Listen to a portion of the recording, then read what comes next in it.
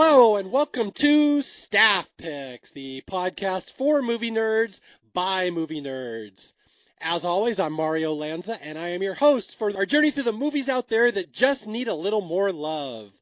And today's movie is once again part of Horror Month 2020, where I'm trying to do 8 horror episodes in the month of October. 8 episodes in 1 month is very ambitious for me, so this is a lot of work, but it is a labor of love because horror movies are my bread and butter. And of course, obscure horror movies are even more of my bread and butter. And if you like obscure horror movies you have never seen before, oh, are you in for a treat today? Because this could possibly be the most obscure movie I have ever done on Staff Picks. It's a TV movie from 1981 called Dark Night of the Scarecrow. It's a movie I only heard about fairly recently, and it's one that I've been transfixed by ever since then because I'm so excited to share this movie with people because, again, nobody knows about this movie. Only hardcore horror nerds know about this movie at all. It was never in theaters. It's not a big name movie. There's no like huge big name stars that you know from other horror movies. It's just it's one that I just love, and again, because it's a TV movie, they had to do things a little creatively as you wouldn't be able to do them in the theater, and I just love the way they did it. And so, yeah, here we go. We're going to talk about Dark Night of the Scarecrow. And my guest for this one, as you can imagine, it was a challenge to find a guest who actually knows Dark Night of the Scarecrow, if I don't even know it. But I was able to find 2 of them. The first guy was the one who actually brought it to my attention, but he could not do it. I'll talk about him in a second. But then I found another horror fan on Twitter who has actually posted about this movie. And I'm like, oh my God, I've got to get him on the air. And I will say, he has never done a podcast before. He was a little nervous. But again, he's a Dark Knight fan. And we're here to geek out over a movie that both of us love and share it with you. So let's see. He is a personal trainer. He is a horror fan, movie geek. Very excited to have him on his first podcast ever. Welcome to Staff Picks, David Markowski. Hey, thanks so much for having me on, Mario. Looking forward to this. So first off, elephant in the room. This is your first podcast. I know you're nervous, correct? Maybe just a little bit, but it is what it is. This is a cool thing to talk about, so I don't think it's going to be any problem. Okay, well, this is how I ease people into Staff Picks for the first time. I have them talk about something that they know very well. Let's talk about you. Who are you? How did you and I run across each other on Twitter? And what is your history with this movie? So, well, you pretty much already said what I do, personal trainer. That's kind of a second career for me. I've always been kind of drawn to the creative side of things. I started doing art and stuff like that at a very young age and kind of fell into that career-wise there for a while. I was doing some design work, and then I ended up doing website. And but I've always had kind of this passion for fitness in the background too. So last year I was having quite a bit of signs that say, "Hey, this is the time to do it." So I did it, and here we are. So career-wise, that's where I'm at. Now, as far as this movie and horror movies in general, I actually have my mom to thank for that. Because, and we might get to this later, because talking about other TV horror movies, my gateway movie was the original 1973 Don't Be Afraid of the Dark, which you may or may not have heard of. That's actually, I was born in 74, so I never actually saw that one. I'm aware of it. I've never personally seen it, and that bothers me. Oh, it should bother you because, oh boy, that's a good one. That has formed my love for horror over the years and gave me plenty of nightmares over the years as well. So definitely one to add to your list. Excellent. That's next year. So that's Horror Month 2021. There you go. Okay, yeah. So Dark Night of the Scarecrow. Now, I know you probably know more horror movies than me even, because I follow you on Twitter. You have a very distinct horror-themed name. What is it if people want to follow you? Yeah, that's my Halloween name. In the horror community, we all tend to have like our Halloween name that we put on. So mine is Friday the 13th, which tongue firmly embedded in cheek, right? All right, so Friday the 13th. So yeah, so this movie in particular, Dark Night of the Scarecrow. Do you know much about the history of it? Because again, I only stumbled on it in the last 2 or 3 years, and that's only because of word of mouth. How did you stumble onto it? So I was, let's see, this was in '81, so I would have been 10 or 11 when this came out. And back in the day, it was kind of a big deal when the TV guide would arrive at the house every week. I don't know if the Hmm. younger people out there might not be aware of TV Guide, but it was this wonderful publication that basically had everything that was on TV all week. So when that would arrive, I would grab it out of the mailbox and, nerd that I was, page through the thing cover to cover, seeing what I was going to watch that week. Especially horror movies, giving attention to that. And on this particular occasion, I came across this ad for a movie called Dark Night of the Scarecrow. I don't remember if it was a full page ad or a half page, but it immediately caught my attention. I'm like, this is awesome, and I really hope that my mom and dad are going to watch this with me because back then it was like one TV family. So Hmm. um, it ended up that they did, and it was awesome. And here we are. So they let you watch this at 10 years old. Well, and yeah, and back to what I was saying before, I watched Don't Be Afraid of the Dark when I was like 3 or 4 years old. So, mom, what were you thinking? But thank you, mom. These are my best guess on staff picks, the people who had lenient parents and let their children see movies at a totally inappropriate age. Yeah, for sure. But it was, like I said, it really formed my opinion of horror movies and made me a fan. So it was good. It was a good thing. It scarred me for life, but it was a good thing. It was a good hurt. Yeah, it was a good hurt for sure. Okay, let's get people into this world. We're going to go back in time here to an era when network TV would have movies on TV on, was it a weekly basis if I recall? There were several channels that had like movie of the week, um, and I think some of that was you had things like Columbo or McCloud, kind of things like that. You remember those shows?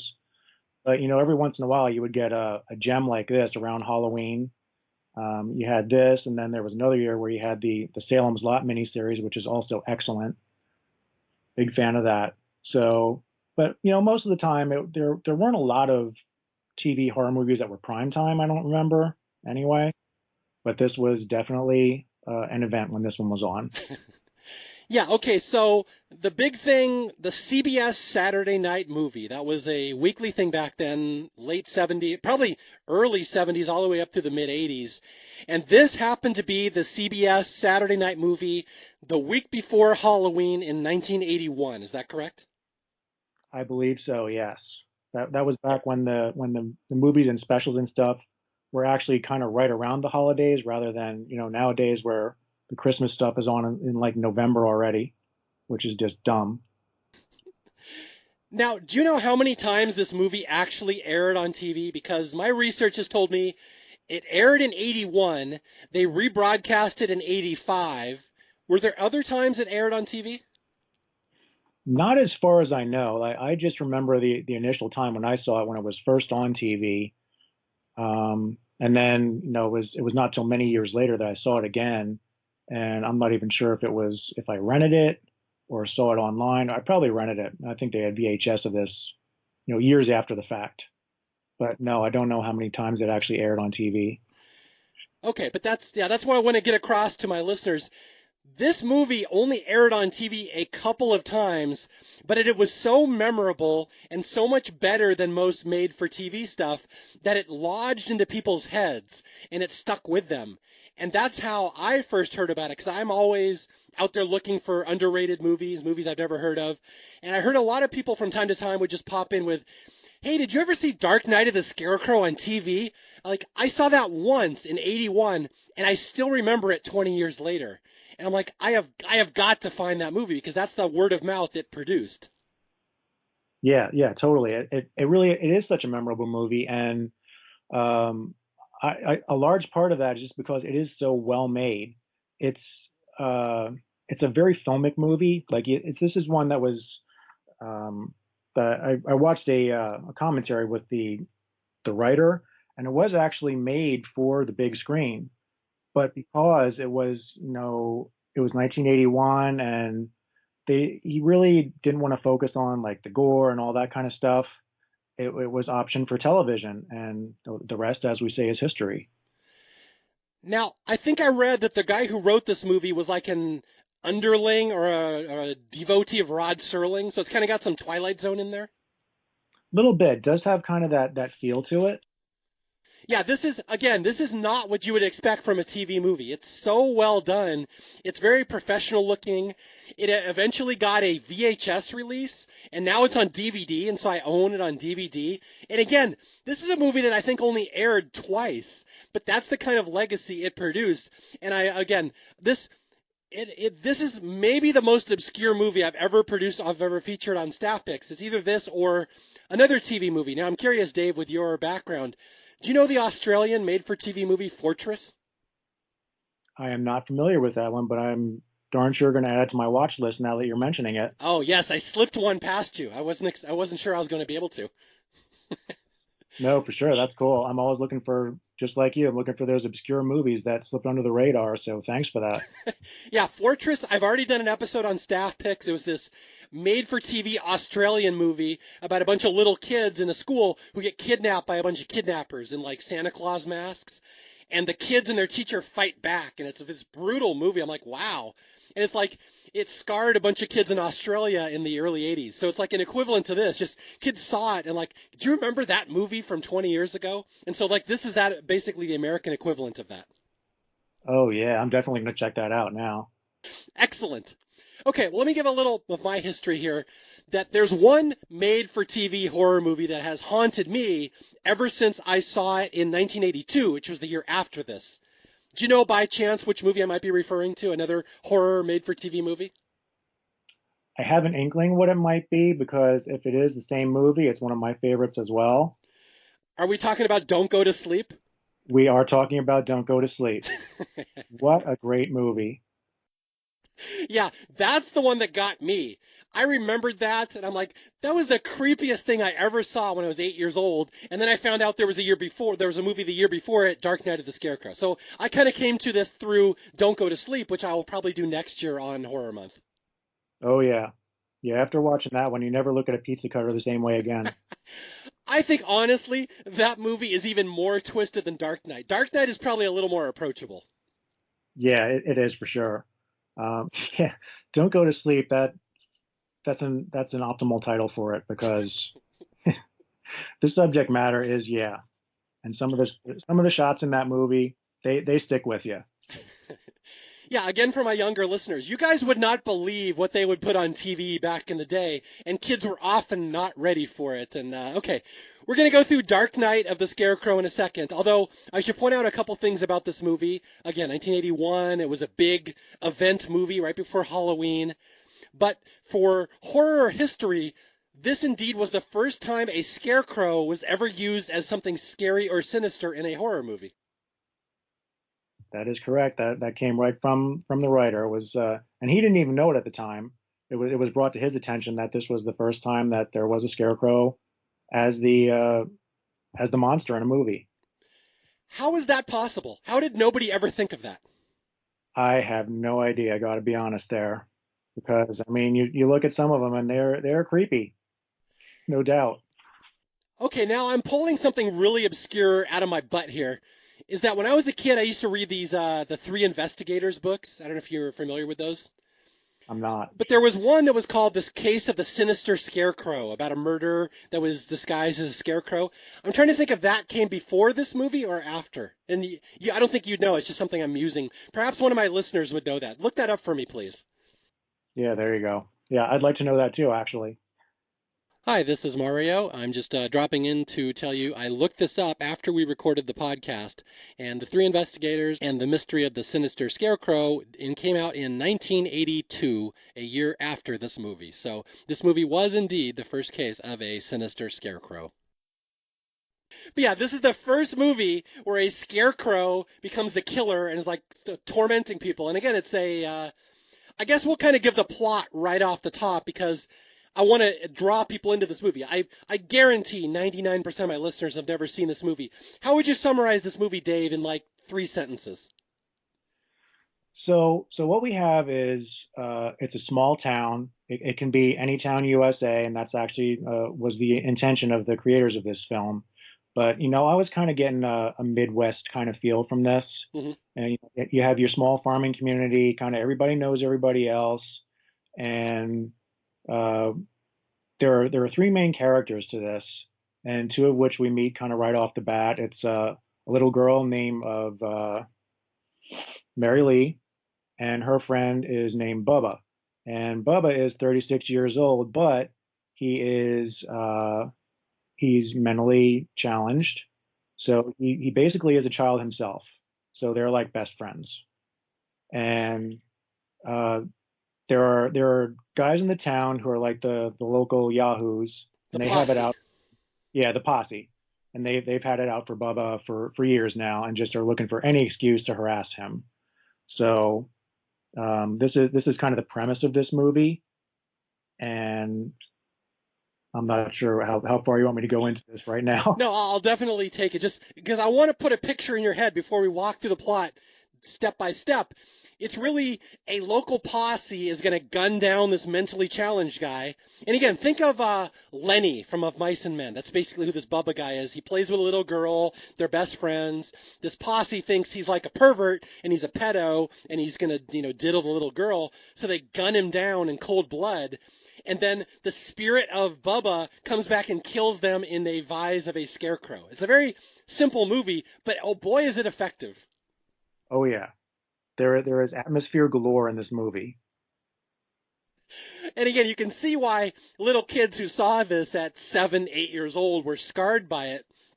There's a couple scenes, some death scenes in this movie that are horrific, but the scene in particular, and we'll get to it when we get there, is where Bubba, the mentally challenged guy, is gunned down in cold blood. It's one of the most horrific things you will ever see in a TV movie. It really is. It's heartbreaking, and that even as a kid, I was like, wow, did they really just do that to him? Because you immediately, as soon as that character is brought in, you immediately empathize with him. That's the thing. You empathize with this character so strongly, this big Lenny, big hulking giant, and he's murdered. Okay, well, I got to give you one more story. So, like I said in my intro, I had another guy who originally brought this movie to my attention. You will find this interesting. He was a screener for like AMC or Turner Classic Movies. He's the guy that picks the movies they play on those channels. I'm sure you're familiar with those channels, right? Oh sure.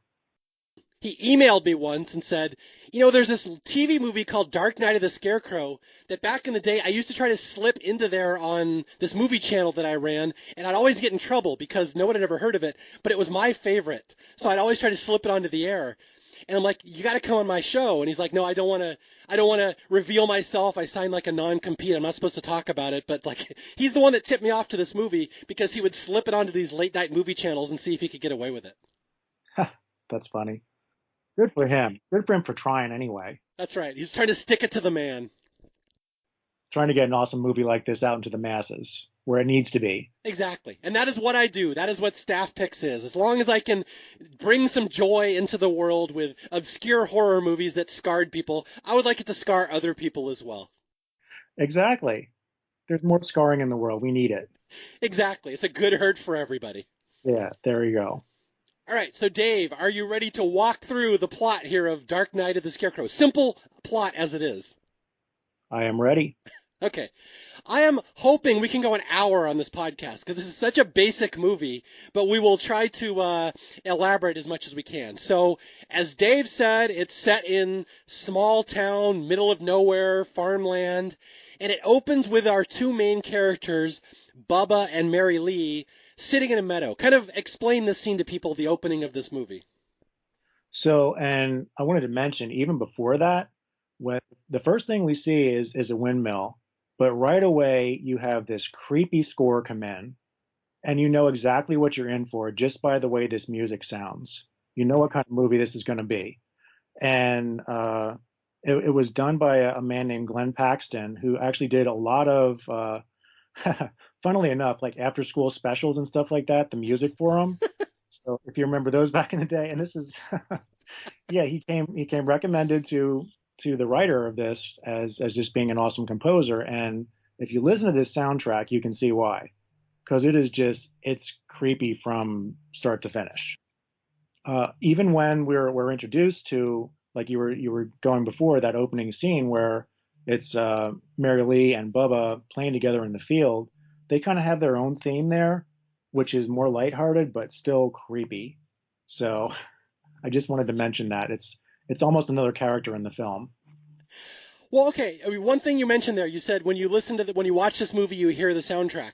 I guess we'll bring this up so I don't forget at the end. Is there a way for people to watch this movie? Is it on YouTube or anywhere online? Are you aware of that? I believe it is on Tubi right now, Okay. and I think it might also be on Amazon. I don't know if it's rentable or if it's streamable, but I know it's definitely on Tubi right now. Yeah, see, I personally own it on DVD so I could watch it anytime. I don't expect my listeners to do that, but yeah, this definitely seek this movie out. This is one I have 100% success rate with recommending to people over the years. I've never met somebody who doesn't like it. Yeah, and it is perfect for this time of year. You know, the closer you watch it to Halloween, the better, because it has just got that whole atmosphere going on. And I think it's set it right around Halloween. So perfect. It's a win-win. It's a windmill windmill. Yeah, there you go. Okay, so here we go. Opening scene. Explain. Put a picture in people's heads. Bubba and Mary Lee. So it opens in this, it's kind of this big meadow. It's this big field full of flowers. And like I said, the music's kind of lighthearted and kind of pan in on these two figures. One's a little girl, and the other one is Bubba, who is he's basically dressed like a kid. He's got his bib overalls on, and they're kind of picking flowers. And I think he's making either a necklace or a crown or something like that. And poor old big lug Bubba, he's trying to help her out, and he's just a big lummox, kind of like I am in real life, and is trying to hand her the flowers, and he crushes them. So she's like, "Oh, Bubba, you crushed the flower. You can't hold it that hard." That kind of thing. But you can see the relationship that they have. They're just friends, and they love spending time together. And they have a song, a special song that they sing that will come back later in the movie, the Flowers song. The flower song, yes. Again, I cannot believe how well written this screenplay is. Everything that has a setup earlier in the movie will have a payoff later. This flower song becomes very important. But yeah, for now, they're just sitting there playing. She's making a lei and putting it around his neck. She kisses him on the cheek. They like hold hands. But she just thinks of him as like a big kid because that's what he is. He's just a big Lenny. That's all I'm saying. Of mice and men. That's all he is. And he loves playing with little kids. Exactly. And that was just an aside on that.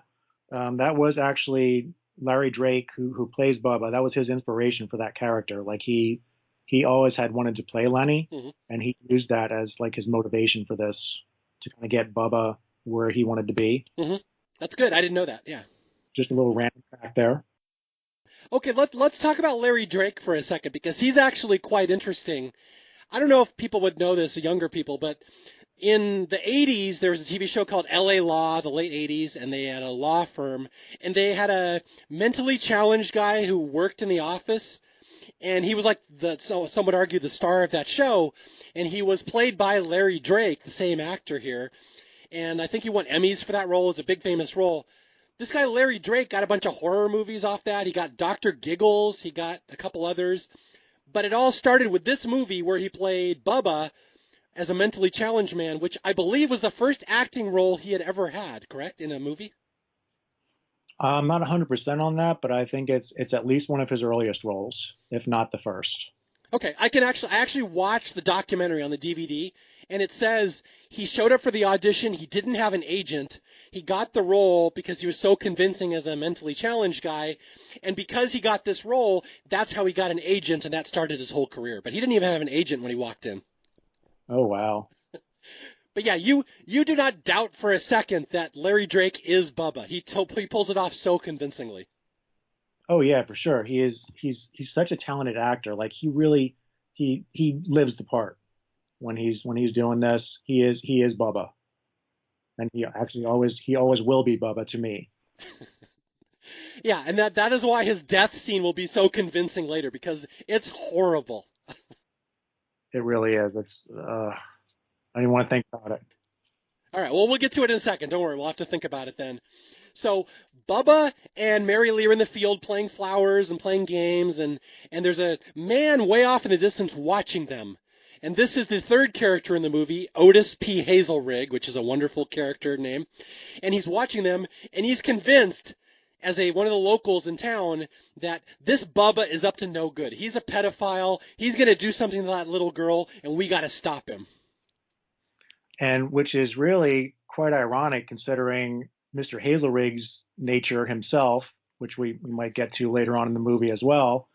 But yeah, that character, you just like, even as a kid, I just wanted to punch him because he's just such a wretch, and he's played with smarmy perfection by Charles Durning. Maybe a lot of I don't know if a lot of people are familiar with his work or not, but I mean it's the total antithesis of what he's like in real life, and I think he probably had a ball playing this character because it's just so not Charles Durning. Yeah, he is so nasty. This is our villain in the movie, the town postman, the mailman, played by Charles Durning. And it's funny because I just did an episode of Staff Picks on the Muppet movie where Charles Durning is Doc Hopper, the villain. Where I pointed out to my co-host, hey, there's this other movie where Doc Hopper guns down a mentally handicapped guy. And she's like, oh my God. So that's the only time the Muppet movie and Dark Knight of the Scarecrow have come up in the same sentence. That was a nice one there. That was a good comparison. Yes. All right, so let's talk about Otis. This is Otis the mailman and his posse. He's got a bunch of buddies in town, and they're like the local vigilantes, and they're convinced we have to do something to stop Bubba because he's going to molest that little girl. Yeah, they really all are, but Otis is clearly like the ringleader of this little posse or gang or whatever you want to call them. Like they don't do anything unless he says so. And he's kind of the one that instigates this whole thing against Bubba. And I think they're just kind of going along with it because they're looking up to their leader, so to speak. And again, in their point of view, they feel they're doing the correct thing. They are policing the town. Right, right. But yeah, Otis, the main guy, the mailman, he is a piece of work. He's got a speech here at the start. He's like, that big dumb guy, he's going to do something to that little girl, and we got to stop him. And his little buddies are like, well, we could go slap him around. We could slap Bubba and punch him and beat him up. And Otis is like, no way. He's so stupid. He'd just forget. We got to do something permanent. And here's the quote. He's a blight, like stinkweed and cutworm that you spray to get rid of, but always keep coming back. Something has to be done to him, but it's got to be permanent. Oh my, that's 100% Otis there. He's a real piece of work. It's a preemptive strike. It's like nuclear war. You got to do it preemptively. Right, right. But then I remember that scene too, and then I believe it was who was he talking with there? Harless. And he's like, yeah, I have no problem slapping him around, but that's as far as I go, or something like that. I was trying to get the accent there. Yeah, Otis, again, the names in this movie. The posse is Otis, Harless, Skeeter, and I believe, who's the fourth guy? Philby? Philby, yeah. Anyway, you don't have to worry too much about them. They will become cannon fodder later for the revenge. But yeah, this is the posse. And in their mind, they're doing something good. They're going to protect this little girl, but it will all go horribly wrong very quickly here. Oh, yes, it will. Okay, so let's talk about it going horribly wrong. When Mary Lee and Bubba are walking home from the little flower date, and they pass a fence in a yard with something that Mary Lee wants to go see. So this is apparently the yard of one of the local townspeople named Renfro, and they just got a new fountain in their yard, which Mary Lee is just enthralled with and wants to go in and see it because, of course, there's a loose board in the fence that's just big enough for her to get through. And Bubba is 100% against this. He doesn't want to go in there. He doesn't want her to go in either. But little kids being little kids, she's got to go in there and see it for herself. So Mary Lee squeezes through the fence, and Bubba's kind of watching her and enjoying seeing her in her glory in there, posing like the little figurines that are around and being with the fountain. And little does she know, but the Renfros have a dog, which is I'm not sure what kind of, maybe a Doberman. Looks like a Doberman, yeah. Yeah. the dog does not like Mary Lee being in the yard and goes after her. So Bubba to the rescue. Yeah, this is the first pretty vicious scene in the movie where little Mary Lee is in the yard, playing with the lawn gnomes, mimicking them, and this guard dog comes out of nowhere. And Bubba, for all his faults, Bubba has been trained very well. He doesn't want to go into someone's yard. He doesn't want to break in. He's been trained very well by his mama not to get in trouble, but he's been waiting outside. He sees Mary Lee being attacked by this guard dog, and you don't actually see it, but you hear the sounds. It's pretty violent. And Bubba breaks into the fence to save her, and this will lead to a huge misunderstanding, which will lead to Bubba's death. Exactly. Yeah, Bubba just he takes that whole fence with him. I mean, good for him. He wants to save her, so he rescues her from the dog, and then we see Bubba is carrying her to her house, and we see the point of view from her mother, and Bubba's there like covered in filth, and he has Mary Lee in his arms, and she's just hanging there limp. Like, you just assume the worst. You think this dog has just killed this little girl. And of course, right away, just because of Bubba's reputation, the mom screams, and of course it must be Bubba's fault. Bubba must have done this. Oh yeah. She doesn't say it out loud, but we get this impression just by the way she reacts. Yeah, you have to think of the mom of the town. If your little 9-year-old girl is playing with this big 39-year-old hulking brute, you've wondered about it for years. Is something bad going to happen to her? And this is probably her worst fear. Bubba's holding her, looks like dead daughter in his arms, and Bubba is terrified. This is the genius of Larry Drake as an actor. He is so convincing here, the terror in his eyes when he brings the body of little Mary Lee to her mom, and she's screaming, and Bubba over and over is just saying, Bubba didn't do it, Bubba didn't do it, Bubba didn't do it, because he knows he might get blamed for this, and that's exactly what's going to happen. Yep, exactly. Because it doesn't take long, and word gets to our little posse here, and boy, they just they bite on that right away. Yeah, and so here comes the posse into action. We're about to have one of the most horrific things you're ever going to see in a let alone TV movie, but movie period. This is horrible. This posse gathers together. We got this guy Skeeter from the gas station, this guy Philby from the grain silo, and they grab some hound dogs and pickup trucks and shotguns, and they are basically going to go hunt Bubba down and slaughter him in cold blood.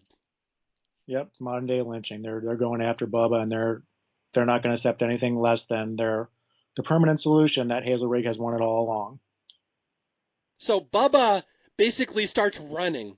He runs through the woods. He's still wearing the flower lei the little girl made to him, and he runs to his mama's house. And he's like, Mama, help, help. I didn't do it, Mama. Help. They're going to hurt me. He knows that these townspeople don't like him. And so it's going to culminate in a big showdown at the mama's house where Bubba hides, and she plays the game with him, right? This is where the hiding game comes up. Yep, the hiding game. And, she says about it right away to him, and you can see him. And another classic Larry Drake moment here. You can see him, like you can see the wheels turning in his head trying to remember this game, and then the look of awareness comes on his face, and then he remembers what the hiding game is. Now, an interesting thing about the mama. Now, again, there's only three main characters, really. But the fourth character, you could argue, is Bubba's mom. Now, I didn't know until this morning when I was researching it, the actress who plays that role is actually someone fairly famous. Yeah, it's the lovely Jocelyn Brando, who is Marlon Brando's older sister. How about that? Yeah, we have a Brando in this movie. Cool. Right, and she was actually in she was in a series. I don't know if you remember this, and maybe some of your another obscure thing for you. Mm-hmm. There was a short run series in I think it was like the early to mid '80s. It was actually on primetime ABC called The Dark Room. Are you familiar with that? I am not. I've never heard of that. It was an anthology series with, of all people, James Coburn as the host. And they were all horror episodes. And one of the most memorable episodes had Jocelyn Brando in, and she played a witch. And this guy breaks into her house, and well, you can imagine what happens. This guy's like coming in, wants to rob her. And it was a great episode, and she was wonderful in that, just like she's wonderful in this. So that's definitely one for you to look up. Wow, I'm excited about that. I've never heard of that. Okay, I will look into that for sure. Yeah, it wasn't. I think they maybe made like 10 episodes. I guess the world wasn't ready for it yet, but they were awesome. Every one of them was memorable. Sometimes the brightest star flames out the fastest. I guess I don't know, but anyway, it just speaks to her acting ability because she's very believable as Mrs. Ritter, and she was very believable as this character in the other show that I mentioned as well. Speaking of that, there's one other semi-famous actress in this movie that I did not know until I researched it this morning. Do you know who I'm talking about? The owner of the boarding house where Otis lives? Um, I remember her name was Mrs. Bunch, but I don't remember who played her. This is great. As a horror movie fan, you'll love this. That's Alice Nunn, who we know as Large Marge from Pee-wee's Big Adventure. Oh my goodness, how about that? Small world, right? Yeah. Okay. Let's get back to the plot. So, Mama pulls Bubba aside. Again, she's this old, brick of a woman, and she's in probably her 80s or so, and she's been, taking care of Bubba her whole life. And she's like, let's play the hiding game. Remember what we did last time? And again, we kind of get the implication these guys have come after Bubba before, that they have it in for him. And she's like, we'll go hide you somewhere. And Bubba's like, I can play good, Mama. I can play that game. So she goes off to hide him. And now we get the confrontation at her house where the posse shows up with their guns and their dogs and they demand Bubba's head and the mom basically holds them off as long as she can. Yeah, she can. She, what are you men doing here? Get off my property. And Bubba's not even here. Everything that just like you said, she was stalling them as long as she could. But the difference this time, because they have been here before, the difference this time they had the dogs with them. So it was only a matter of time until they find poor old Bubba. Yeah, the hiding game doesn't work when there's dogs involved. Exactly. But I think they even say at one point that when they're going to the field where they eventually will find Bubba, that they didn't have the dogs the last time, and the field was where they lost him the last time because he played the hiding game so well. The world champion at the hiding game, Bubba. Finally, his first defeat. That's terrible. Okay. So yeah, the mom says, "Get off my property." Bubba would never hurt anybody. He would never hurt a child. He loves Mary Lee. And the posse's like, "No, ma'am, this is official. He killed a girl. We're here on official police business. He must die." And so it's a big tense scene, and she goes in to call the cops. But as as she's doing that, the dogs track out into this field. There's a big cornfield, an empty cornfield with a scarecrow. And this is where Bubba is hiding. His mom has hidden him in a scarecrow outfit. You can't see him. He's kind of dangling on like a cross. And he's hanging there. And he's got a burlap sack over his head. And the dogs go up to it. And this is where Otis looks in the bag and sees two terrified eyes. And you can see Bubba trembling. And he knows they've caught him. Yep. And again, just all you see is the eyes, and the look of terror in his eyes is just, oh man, it's getting me right now. Just remembering what he looks like, because you feel what's going to happen, and you just feel so awful for Bubba. And that's a large part of this movie too. Is just that the acting is just so wonderful and all across the board. Yeah, and again, he's terrified. I cannot overstate that enough. This is why you have to see this movie for this moment. This is horror movie canon, one of the greatest filmed horror movie scenes I have ever seen, and it's horrible. It's just so terrible. It will sit with you forever. Bubba's eyes in that mask, and he's strung up. He's nailed basically up to a post. He can't move. He's a sitting duck. And these four guys just basically take a step back, load up their shotguns, and blam, they just let him have it in like 3 rounds each. I think he takes 21 shots or something. It was something ridiculous like that. Yeah, like he was dead. They made sure of it. Yeah. And he's screaming, "Bubba didn't do it! Bubba didn't do it!" So it's like, again, just this scene alone, if the movie was just this long, I would say you've got to see just for how horrific this is, even though most of the plot is still later to come. Oh yeah, yeah. But and this wasn't even I think they kind of realized after the fact, oh boy, what did we just do?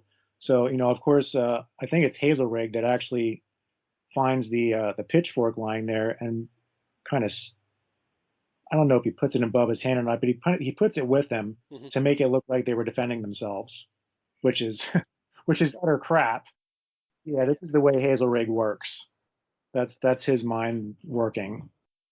Okay, yeah, to summarize for people, right after they blow Bubba away, and it's not graphic, you see it from behind, so it's not like especially bloody. You just see it from Bubba's point of view, which is terrible. But then all of a sudden there's a note, there's a little radio announcement over their walkie-talkie. Oh, turns out the girl's okay. She's not dead. So the cops are calling in, call off the search for Bubba. The girl's going to be fine, and the Bubba actually saved her from a dog, so Bubba's a hero. So Otis is like, oops, we just blew away this hero. And that's his, like Dave said, that's Otis's thought process is, we'll put a pitchfork in Bubba's hand so it looks like he tried to attack us, and it was self-defense. What a creep. That's all I have to say about that. But and the look on his comrades' faces as we kind of pan around to them after the fact too. They know, oh boy, what did we just do? Yeah, this is this is brutal. Because again, they were just following Hazelrig. He was the first one to fire, and everybody else fired because of him. Mm-hmm. Although, as I said before, in the screenplay, almost everything that's set up at the beginning has a payoff later. I forgot that pitchfork has a wonderful payoff later in the movie. Oh, it sure does.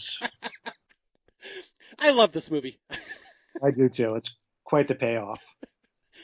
Okay, so fast forward through a little bit here. There's a big trial. The four men are put on trial for murder, and Hazelrig insists, he had a pitchfork. He tried to attack us. We had to act in self-defense, and the judge basically, because Hazelrig's the mailman, and these four men are a respected member of the community, they're beloved crackers, that we will let them off, that they will get a slap on the wrist, but we will say they acted in self-defense. So they get off scot-free, no penalty at all. Of course, but the district attorney knows that something's up here because he knows these guys. He knows they've had it out for Bubba all this time. So, he kind of confronts them after the trial's over, and just kind of says, if I ever find even one shred of evidence, he's going to nail him to the wall, or some to that effect, to paraphrase. And that becomes very important to the plot. As things progress, they're going to think the district attorney is messing with them when it's really something far more sinister. Oh, yeah.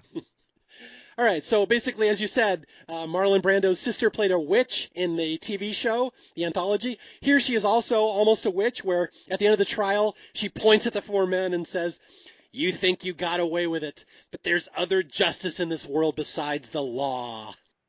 What a great line.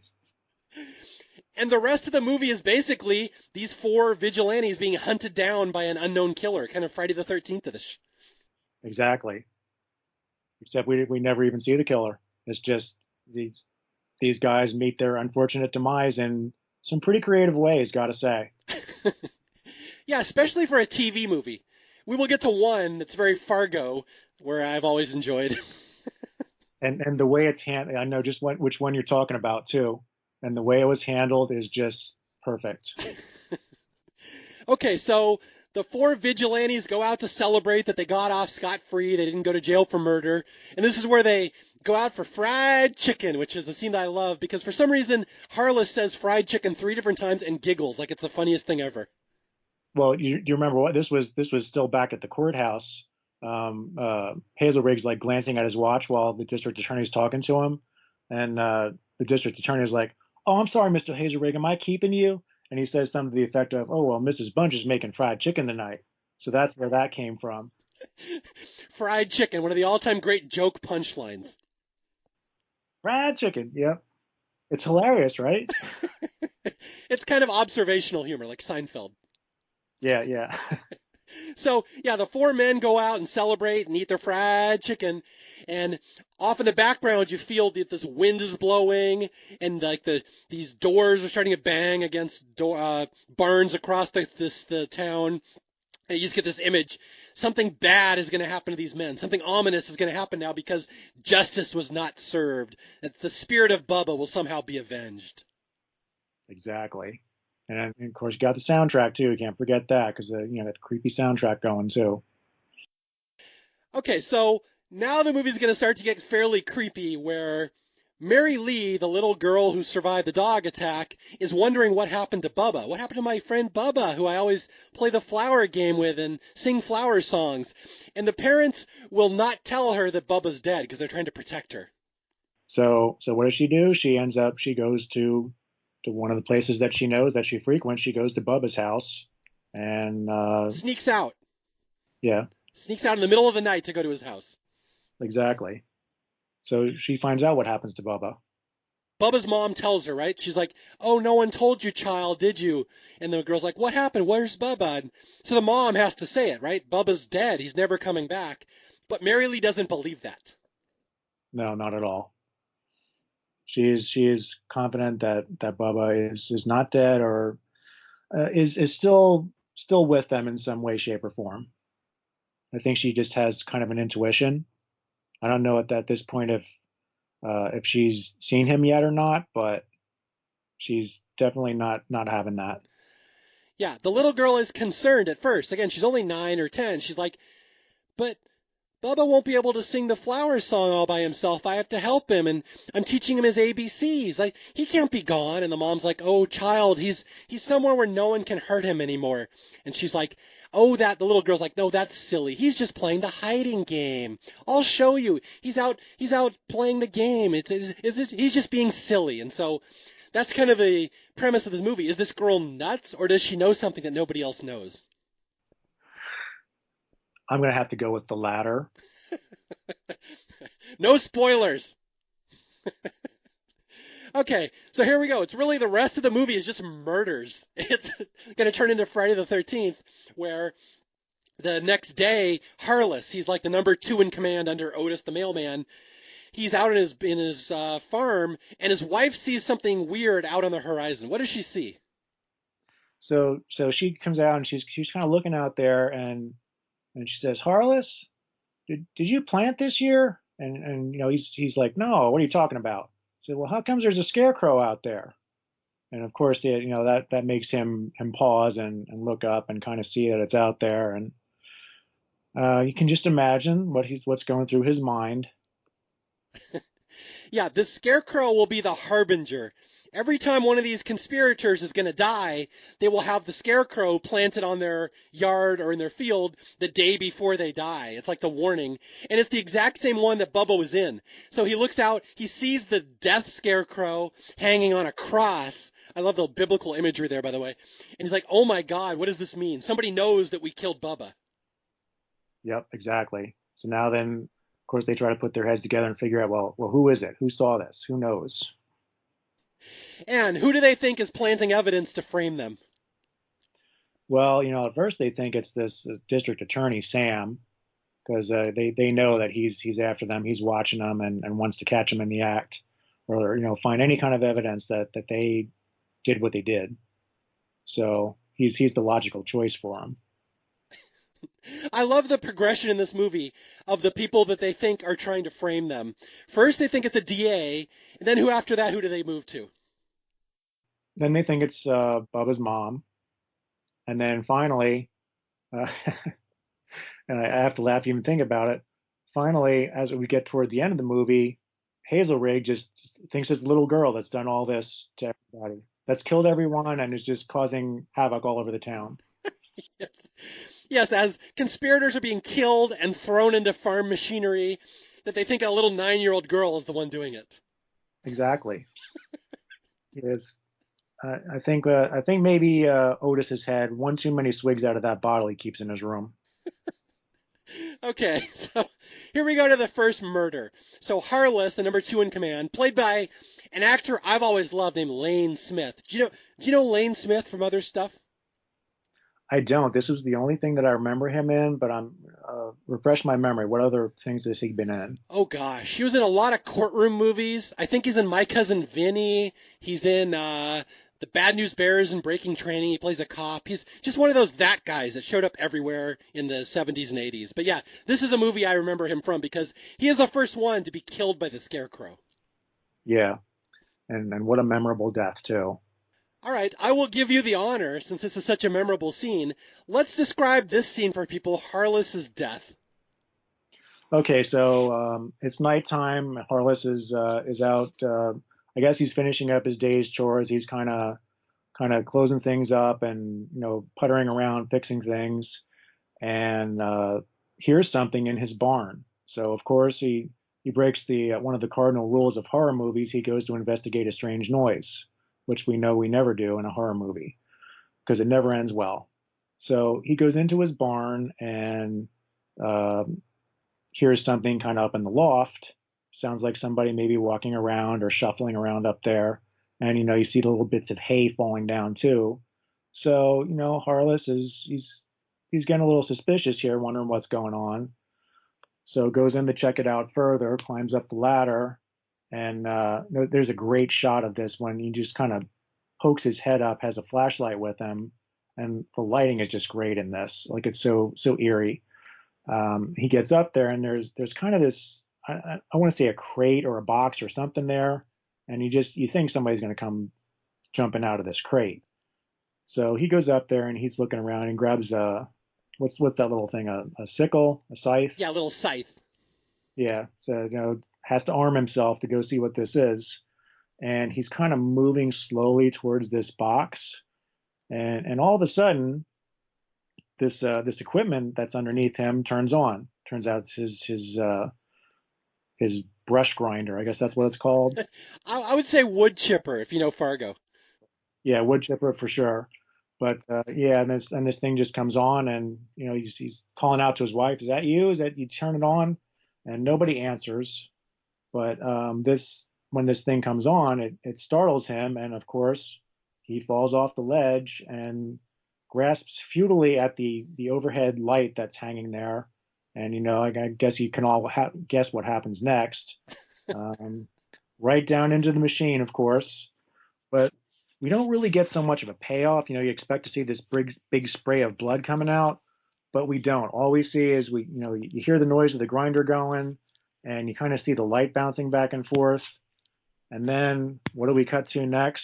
You got this big red splat,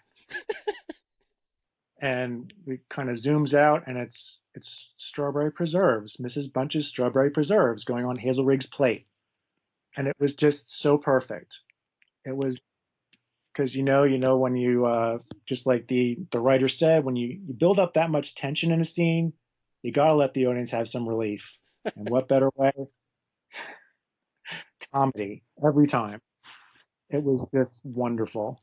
Yeah, that's one of the greatest moments in this movie, that Harless falls into a wood chipper, which, trivia, I'm guessing is probably the first instance of a person falling into a wood chipper in a TV movie. I'm gonna say yeah, I think so. And they immediately cut to red preserves dropping onto a plate with a plop, which is so wonderful. It really is. It's still I watched it yesterday in preparation for this again, and just I never expected. I never remember that's coming, and I laugh every time, which is that's testament to the filmmaking again. Well, that does remind me in Don't Go to Sleep. Have you watched Don't Go to Sleep, the other TV movie recently? It's been a few months, but yeah, I've watched it in recent history. There's a very similar cut in that movie too, which I wonder if is an homage to this movie. It very well might be. Yeah, I'll spoil it a little for people. A little kid is playing on the roof trying to get his frisbee or something that went up there. He's like 8, and he falls off the roof and basically splits his head open. And we never see the impact. What you see is we cut to a shot of the mom like opening a watermelon and cutting it open the next day. Mm-hmm. It's so brutal, but it's the exact same type of cut. Stuff like that. It's just it can make or break a movie, and it makes both of them in this case. It's just so well done. Yeah, so Harless, the first of the conspirators, has been murdered by, again, there's no proof he was murdered. He just fell into his wood chipper that turned on by itself and then turned off by itself, and he was all ground up. But the next morning, the other 3 conspirators are kind of freaking out. They're like, did somebody kill Harless? What happened? And they're trying to figure out what happened. And first they think maybe it just it was on by itself, he left it running. But they go and they check the gas in the wood chipper, and it's still full of gas. So the wood chipper had to be turned off by somebody after he died, so they think that somebody killed Harless, and they immediately suspect the DA and then also Bubba's mom. And this is where Otis goes to Bubba's mom to have it out with her, right? I believe so. Yeah, I know he makes his way out there, and I guess under the guise that he had a package or something for her, and she had to sign for it and whatever else. So he says something to the effect of, "Well, it's an eye for an eye" or something like that. Let's leave it there. And she's pretty much still just being Bubba's mom. Is like, You get your foot out of my door. Get off my property. Leave us alone, or leave me alone. Okay, yeah, and Otis accuses her of killing Harless, and she's like, I didn't do it, but there's other justice in this world. What you sow, so shall you reap. Such a great line. There are so many great lines in this. And there's another line, I love another line here that she delivers where he says, it's even now. We killed one of yours, you killed one of ours. And she's like, there ain't 10 of you men that are worth one of my Bubba. It's nowhere near even. She's like, there's going to be more murder. She just kind of knows. She said, it ain't even, not so long as you're walking. So perfect. Although this is where we get the plot reveal, where she says, I know why you killed Bubba. You wanted that little girl for yourself. I've seen the way you look at her. You're the pedophile. And he like immediately clams up and runs away because he's like nervous. Oh yeah, yeah, yeah. You can definitely see like the look on his face immediately changes because it's small town, people talk, that kind of thing. It's amazing how many suitors Mary Lee has in this town. She's the belle of the ball. We'll skip past that. Anyway, so this is where the second conspirator, Mr. Philby, now gets a scarecrow on his property as a warning. And it's just like before, we're going to follow the same pattern. Yeah, for sure. And this is another this scene is so great too because it's like it's moonlight. I don't know if it was actually shot outside at night, but yeah, you got the moonlight shining on all the equipment and stuff, and Philby comes walking out. He's munching on a sandwich and just kind of carefree and whatever because these guys just killed someone. They don't care. They're just going on with their lives, whatever. But he's walking out and he kind of sees a scarecrow out there and freaks out, as rightly he should. So and then he goes and finds his cohorts there and tells them about what he saw. Yeah, he's like, I'm going to die tonight. This is what happened to Harless. He saw a scarecrow, then he was killed that night. That's going to happen to me. And he basically tells Otis, he's like, you got us into this. You fix this because I'm going to go confess. I think if we confess to the cops, all this will stop. It'll spare our lives. But Otis doesn't want to confess because he still thinks he got away with murder. So Otis is going to, let's see, first he goes to talk to Mary Lee, right, at the dance. So he shows up at this. I guess they're having like a Halloween dance or something, and it's kind of the whole town is there. They're all dressed up and whatever, and Mary Lee's there, and she's like, I don't know if I don't think it's ever said what she's dressed up like her mom, but she's dressed up like much older than she is, and of course, which I'm sure Hazelrig just loves that. But he's in there, and he goes for the punch bowl, and of course the lady says, "Oh, this one's spiked and this one's not," and he's like, "Oh, I'm a teetotaler," which we know damn well isn't true. And he grabs the other stuff then, and gets a little smirk on his face. But he sees Mary Lee, and he kind of confronts her. He grabs Mary Lee and says, is Mrs. Ritter, is Bubba's mom doing this? Is she trying to plant scarecrow stuff on our land? And Mary Lee won't talk to him. And he's like, what happened? You can tell me. You can trust me. I'm the mailman. Oh yeah, I'm the mailman. And he says, "Is it a secret? You can tell me a secret. You can trust me. I'm a mailman." So she comes over and she knows, I know what you did to Bubba, and then quickly backs away from him because she knows he's crazy. She didn't want anything to do with him. Well, yeah, this is where we get the creepy Mary Lee subplot where she whispers over to Otis. She's like, I talked to Bubba. I know what you did to him. He told me everything. And the mailman's like, Bubba didn't tell you that. Bubba's dead. And she's like, I know. And she runs off. Yep, so perfect. Hazelrig chases after her, and then he gets around the corner. He's got a flashlight in his face, and I guess it's the. So I don't know if it's never clear if it's a security guard or like it's local law enforcement. They're like, the party's up front, Hazelrig, and you're like, yes, get him. So Otis now tries to fix things one more time. Now he goes to Bubba's mom at night, and this is another pretty horrific scene. Oh, it really is. Yeah, this is. Oh, so yeah, he goes there and basically breaks into her house, sneaks up behind her, grabs her around, covers her so she can't scream, and is just kind of saying, enough is enough. And he takes his hand off for a second. She screams. So he quick covers her up again, And this time, it's, you're watching her face, and you can see she's had it. She's done. So now Hazelrig's got another body on his hands. Yeah, heart attack, heart attack. Yeah, heart attack. So, but caused by him being Otis as usual. So of course, what does he do? He hears the tea kettle going off in the kitchen, and sees we got the fireplace going there. So he goes out there and just calmly takes the tea kettle off of there, turns the fire off, turns the gas back on again, and takes off, heads for the hills. So once again, Otis covering his tracks. Otis has now killed Bubba and framed it by giving Bubba a pitchfork. Then he kills Bubba's mother.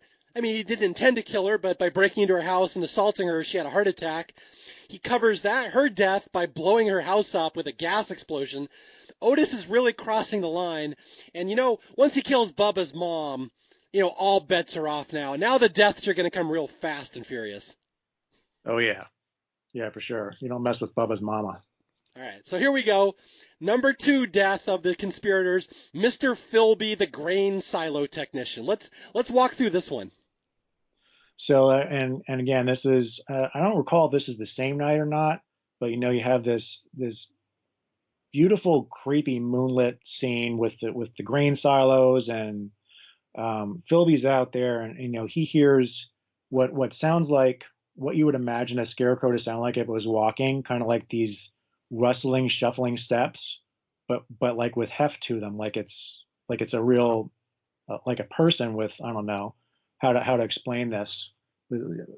He hears this, and he feels like he's being pursued, which we know by this point he is, and he's freaking out and kind of running to get some shelter from this, and goes into his grain silo and closes the little door behind him, and kind of locks himself in there, and he still is hearing the footprints, or the footsteps outside, shuffling closer and closer, and then they stop.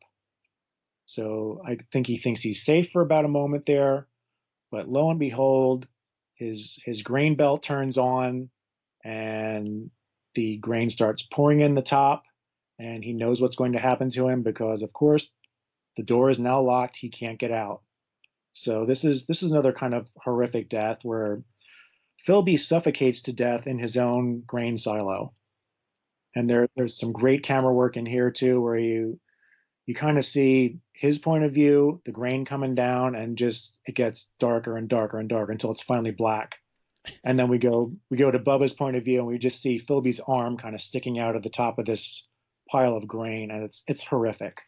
Like, what a way to go. Yeah. He gets locked in his own grain silo by some unknown figure and then suffocated and buried under tons of corn, basically. Yeah, this is a rough scene to watch, too. Although, again, as I keep harping on the screenplay, earlier in the movie, we saw Harless working on the wood chipper. Sure enough, he dies in his own wood chipper. Earlier in the movie, we saw Mr. Philby working in his grain silo. Sure enough, he dies in his own grain silo. There's a pattern here. They will all die of what they were working on. Yep, and it's so fitting. These guys have it coming clearly, and the way they get it is just, it's perfect. And again, there's no evidence that anybody kills them. It looks like an accident, even though someone is killing them as revenge for Bubba. Exactly, and as soon as we see Philby's arm stop flopping around, the machinery turns off, the grain stops, and all we hear is the crickets. So it's like nothing ever happened. So, again, there's only like 15 minutes left in the movie. We're already at the end of the movie, pretty much. We have 2 conspirators left. We have Skeeter, the guy who owned the dogs, the gas station guy, and Otis, the mailman. And now they find out that Philby died, and like, oh my God, it's still happening. The mom wasn't doing it. The little girl, I don't know if she was doing it. And now they think maybe Bubba isn't dead. And Skeeter, the gas station guy, wants to confess.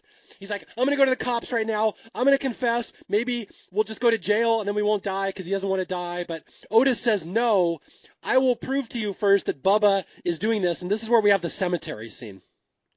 Oh, yeah, the cemetery scene. And just as an aside here, I always kind of had a soft spot for Skeeter. I feel like he got into this just because I don't want to say peer pressure, but peer pressure. He seems like he's not like he wasn't into this from the very beginning. So I kind of have a little bit of empathy for him, not a lot, but and I mean he's crying like a little boy during this whole sequence here. Um, he just I kind of felt for him, but he was one of them. He pulled the trigger too, so he gets what's coming to him. Yeah. But he's clearly the stupidest of the four.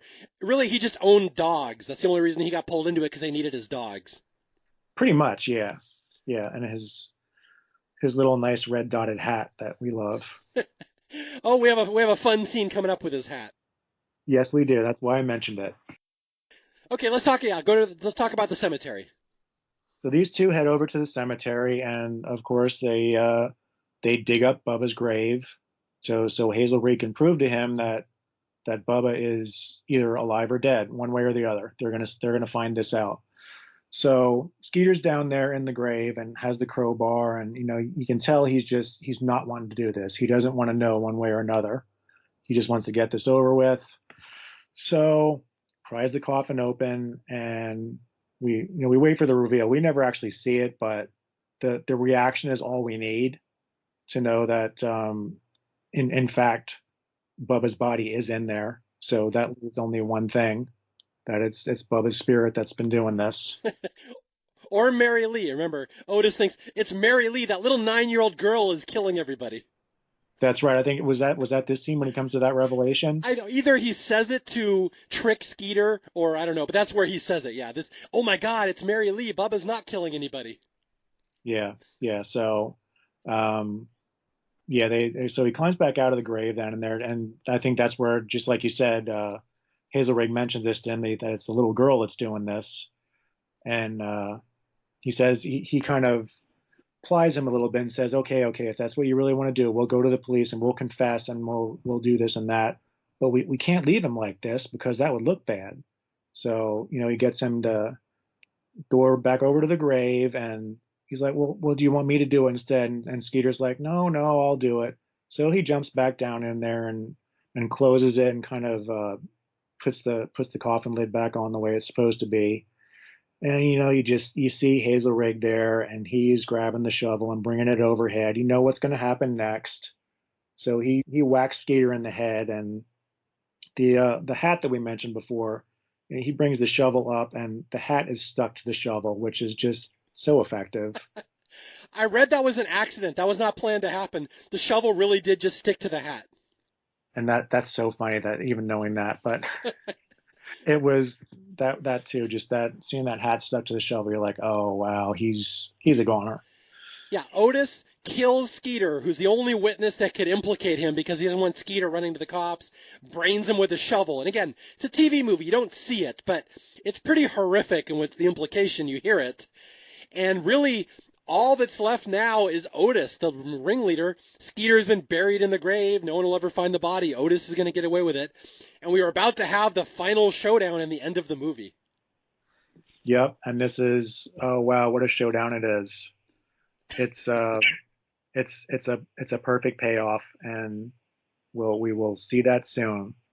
So Otis, I don't remember how he comes to be in this field. He's just driving home from the cemetery. He was driving home from the cemetery, and does he see Mary Lee? Is that what it is? Yeah, where it's the pitch dark, because we're dead of night. They've been out grave robbing, and now Otis is driving home in the pitch dark in his little mail van. And as he's driving home and drinking from his little flask, he sees Mary Lee in the middle of the road. She kind of startles him. And he's like, Mary Lee, I know, you're the one behind all this. You're killing people. She runs off into a cornfield or a pumpkin patch off to the side, and he drives after her to try to, I assume, try to run her over. He's going to try to kill her. Yeah. I mean, that's typical Hazelrig right there. The guy's a jerk. Yeah, he's a real piece of work. So what a character.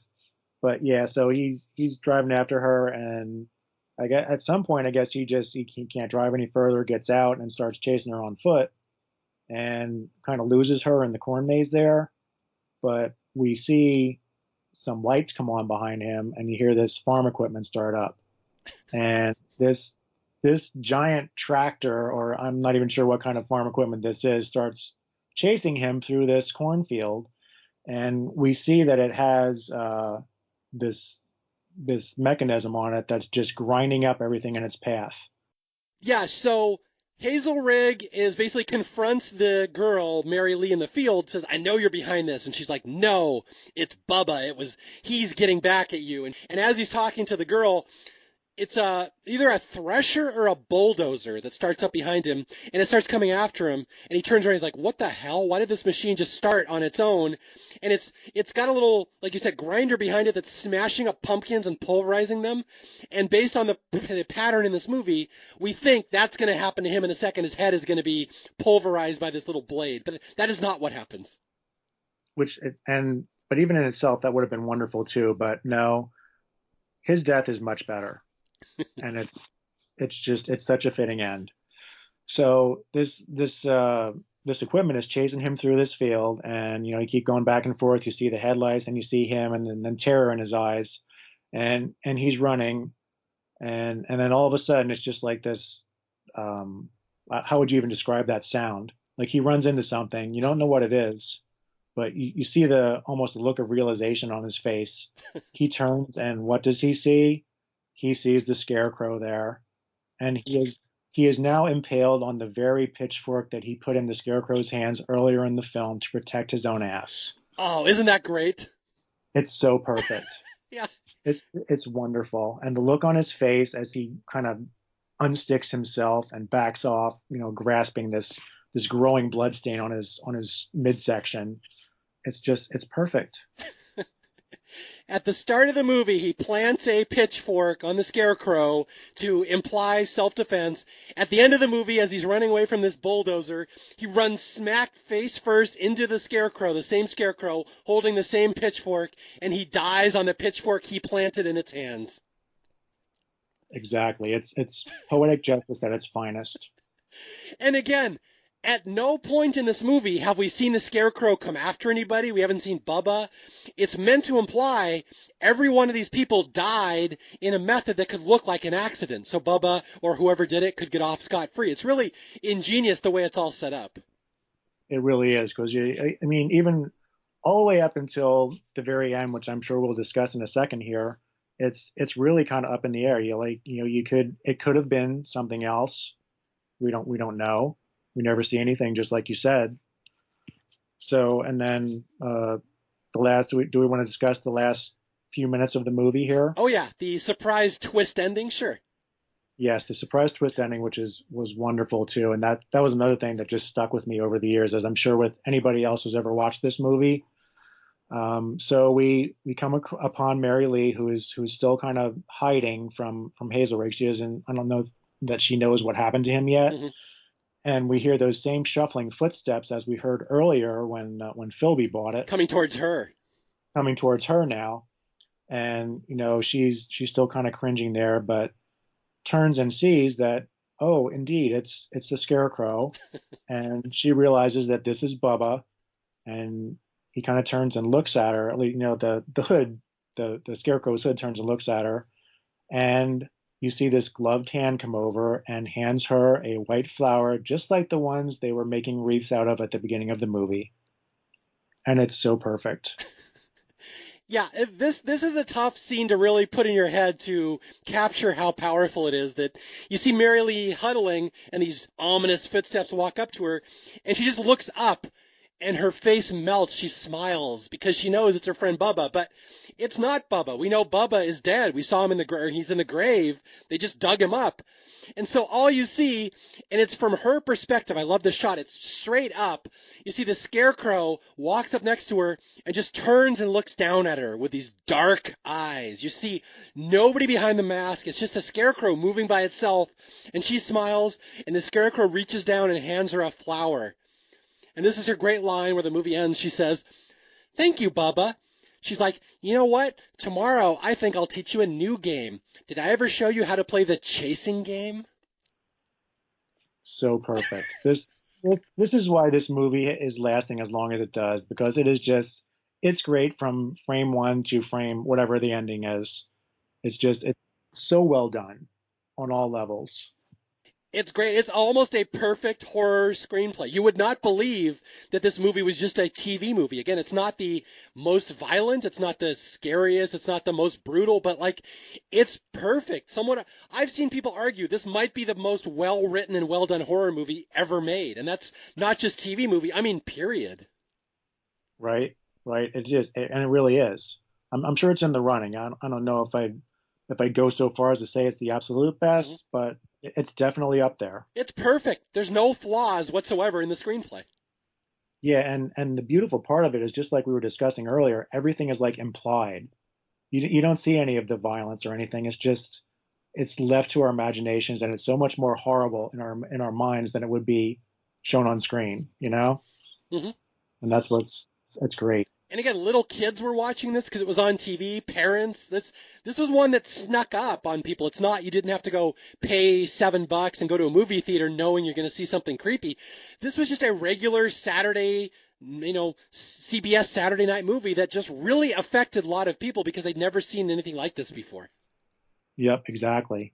And that's what gave it a life of its own. Yeah, and again, at the end of the movie, we don't know, did Bubba kill people? Was it his spirit, his ghost? I mean, was the Scarecrow actually walking around killing them? Like, that's what it implies, but we never saw it. Is the girl nuts? It's really, it just leaves it wide open, and it's just an ending that will always stick with you. That look of the Scarecrow looking down at her again, which, as we said, the first use of a Scarecrow as a horror movie villain. It had never happened before. Yep. And also, as we know, there have been many after that, but I don't think any as memorable as Bubba. Yes, although, we should be fair, he's not really the villain, he is the hero. He is. He really is. So there we go. We have covered Dark Knight of the Scarecrow. Again, 100% success ratio when I recommend this to people. I have never had someone come to me that didn't say, wow, that was really good. Right? Guys, definitely check this movie out if you have not seen it yet. Highly recommended. Yeah, I had a couple friends say, should I buy it on DVD? I want to watch it first. I'm like, just buy it. You will not regret it. You want to own this movie. Oh yeah, exactly. It's definitely a worthy purchase. It's one that will get rewatches over the years for sure. Oh yeah, and the rewatches are even better because you catch on to how well the screenplay is set up. Okay, with that being said, I wanted to talk about some other great made-for-TV horror movies. I know there's some other ones out there. We mentioned this one, which is the king of all of them. And then there's Don't Go to Sleep from 1982. There's some other good ones too, correct? Yes. So if you remember at the beginning, I mentioned my gateway film was Don't Be Afraid of the Dark. It was 1973 or 74, and I was clearly way too young to have seen it at that age, but it made a lifelong horror fan out of me. It was just terrifying, and still, I was talking with a friend about this one time. I rented it when I was in my 20s, and it was the first time I had seen it since I was a kid. Hmm. And my poor girlfriend at the time, I apparently was having a nightmare about those little creatures from that. Woke up screaming in the middle of the night and scared the living shit out of her. God bless her. But I'm happy to say that nowadays I can watch it without the nightmares. So So have the lambs stopped screaming, Clarice? the lambs have stopped screaming, yes, but the movie still, even the opening frame of that movie when it comes on, when I watch it, it still gives me goosebumps because I know what's coming. And it's such an effective movie. Now, let's see. We also have Trilogy of Terror. That's the one in the mid 70s with Karen Black, right? Oh yeah, Trilogy of Terror is another good one, and that's another one where people mostly remember it because of Karen Black's segment at the end there. I think it's the third segment with the Zuni warrior. Hmm. And oh boy, that last frame of Karen Black, that one will stick with you. Let's see. There's some other good ones. My wife and I went through a marathon like about a year ago when there's a lot of these are on YouTube for people. If you go seek out famous made-for-TV horror movies, they're almost all available. There's the one with the three sisters. I'm trying to remember the name of that one. That one's not ringing a bell for me. Okay, there's one about a little boy who dies and then comes back. I wish I'd done a little better research. But again, just anybody Google these made-for-TV horror movies from the 70s. There was almost a great one every year. Yeah, there were a lot, and I mean that was because that's what networks did back then. That was a big thing, was having the movies of the week and the Saturday night movies and things like that. People looked forward to it, and they had high ratings generally, from what I remember. Now, there's one you just wrote about on Twitter. You posted about the other day. Where are all the people? It's like a sci-fi movie. Oh yeah, yeah. And that was I actually found out about that through my friend Amanda Reyes, who you guys might know. She is like the ultimate authority on made for TV stuff. Has a website called Made for TV Mayhem. And yeah, I saw her post that, and I thought, well, I've never seen that before. I'll check it out. And it's another really effective movie. It's just that the premise of that one is that this family is kind of on. I don't know if they're like collecting samples or what, but they were kind of in this cave, and basically the end of the world happened, and they came out, and like there was nobody except for I think one of the people that was along with them. This whole thing had something to do with sunspots or sun flares, something like that, which caused this horrendous radiation to come down to Earth and basically just disintegrated people. So, and these are some of the only people that are left alive on Earth, and it has this great creepy atmosphere of solitude, and it's a great watch. I would recommend it. That's great. That's definitely one I want to check out. Now, I was just doing some research on the two that I was just talking about from the early 70s. The one with the three sisters is called Home for the Holidays. That's not the Home for the Holidays that I think about, but I will. I'll look that one up and check it out. Okay, it's like this wealthy guy has three daughters, and he asked them to kill their stepmother, and like it all goes horribly. And I believe Jessica Walter is in that from Arrested Development. Oh, okay. And the other one I was thinking of with the son was called When Michael Calls, about a kid who dies and he keeps calling on the phone to his parents or something. Now that one sounds familiar. I think I might have seen that at some point, but it's been a while. Yeah, Michael Douglas is in that one. Oh, okay. But yeah, just as a plethora, quote El Guapo, of wonderful TV horror movies from the 70s. And again, this is back in a time when there was only 3 channels on TV, really. So people would see these and they'd remember them and talk about them, and word of mouth would spread for years and years. And they might not have always got a VHS release or a DVD or Blu-ray, but they are still available, and they're still cool little time capsules of a neat time in horror. Oh yeah, for sure. And like you said, you mentioned earlier, a lot of this stuff is on YouTube now. So yeah, definitely seek these movies out because they're worth your time. There was a lot of really well-made stuff back then. Including, I think I forgot to mention, Duel by Steven Spielberg, which was a TV movie. Oh boy, yeah, Duel is great. Dennis Weaver and the truck. That's basically that's the cast, and it's such an effective movie. So well done. You can see why Spielberg went on to such greatness just from this movie. Yeah, I mean, these were as good as theatrical movies, and they just happened to be on TV. So that's, again, the great untapped potential on a show like Staff Picks, is these TV movies that I can pull out of nowhere and introduce. But to me, Dark Knight of the Scarecrow is the king of all horror TV movies, and I think everyone needs to rush out and see it this Halloween. Find it any way you can. Listen to this man. He knows what he's talking about. Just do it, guys. You will not regret watching this movie. All right. Well, Dave, I think you just successfully pulled off your first podcast, so congratulations. Woohoo! Pat myself on the back. I'm very excited to have you back for another one in the future now. Yeah, I think we're gonna go in the opposite direction and do Xanadu one of these days. Dave and I are both closet Xanadu fans, which you wouldn't think of from me. That's not really my type of movie, but I could not love Xanadu any more than I do. It's awesome. I mean, how can you not love a neon glowing roller skate wearing Olivia Newton-John dancing to ELO? Now, come on. Does it get much better? All right, so Dave will return, like James Bond here. Dave will return for Xanadu next year. Right on. All right, anything else you want to say about Dark Knight of the Scarecrow or horror movies or anything in general before we sign off? I just thought of one more good TV movie for people to seek out. Actually, two. There were two from that same kind of time period. One is called The Car, which you may not have seen. And then another is called Killdozer. Both are classics of TV horror. So I think Killdozer is actually Kino Lorber is coming out with a Blu-ray of that later this year. So you can see what kind of love that's getting too. I only know Killdozer because they made fun of it on Mystery Science Theater all the time. They loved referencing Killdozer. Oh, and you'll have to see it because you'll see why. Now, pretty much the last scene in Dark Knight of the Scarecrow should have been called Killdozer. Pretty much, yeah. Same thing. It's that heavy equipment, man. You got to watch out for it. So basically, the rule from this movie is if you are a farmer, if you work around farm implements, do not gun down the local mentally challenged man. And make sure you unplug or take the gas out of all your equipment, just in case. Words to live by, my friend. And again, thank you for joining me. My name is Mario Lanza. This is Staff Picks. If you need to reach me, you can reach me at staffpickspodcast@gmail.com or on Twitter at Mario J. Lanza. Until next time, I'll be out there searching for more horror movies for Horror Month that deserve more love, although I'll have a hard time finding a movie as obscure and beloved as this one. Anyway, thanks for listening, and I'll talk to you guys later. Bye.